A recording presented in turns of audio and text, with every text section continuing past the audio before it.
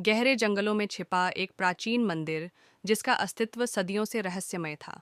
कहा जाता था कि जो भी इस मंदिर के अंदर गया वह कभी वापस नहीं लौटा।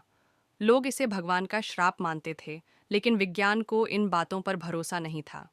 अर्जुन, एक युवा पुरातत्वविद, ने इन कहानियों को सिर्फ एक मिथक समझा और इस मंदिर की खोज में निकल पड़ा।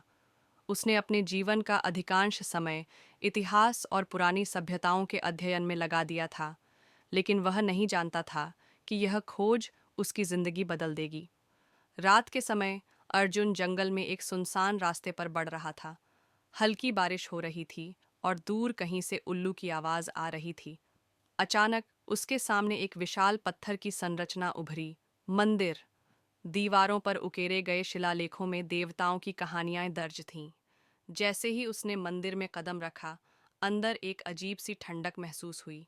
चारों ओर जलते हुए दीपक थे, जो बिना किसी देखरेख के जलते प्रतीत हो रहे थे। यह कैसे संभव था? अर्जुन सोच में पड़ गया। मंदिर के केंद्र में एक विशाल मूर्ति थी, भगवान शिव की। लेकिन कुछ अजीब था। उनके माथे पर एक चमकता हुआ रत्न लगा था और मूर्ति के चारों ओर टूटी हुई जंजीरें पड़ी थीं, मानो किसी ने उसे कैद करने की कोशिश की हो। अर्जुन ने जैसे ही रत्न को छुआ, पूरा मंदिर हिलने लगा। हवा तेज हो गई और एक भारी गूंजती हुई आवाज चारों ओर फैल गई। तूने भगवान के श्राप को जगा दिया है। अचानक आग की लपटें उठीं और अर्जुन के सामने भगवान शिव की आकृति प्रकट हुई। उनकी आंखों में बिजली कौंध रही थी और हाथ में एक ज्वलंत त्रिशूल था। मनुष्य ने हमेशा हमें भुला दिया, हमारी शक्ति को नकार दिया, परंतु अब जब तुम्हारा अंत निकट है, तब तुम हमें पुकार रहे हो। अर्जुन घुटनों के बल गिर पड़ा। उसने कांपती आवाज में कहा, मैंने कुछ गलत नहीं किया, मैं बस इतिहास को समझना चाहता था।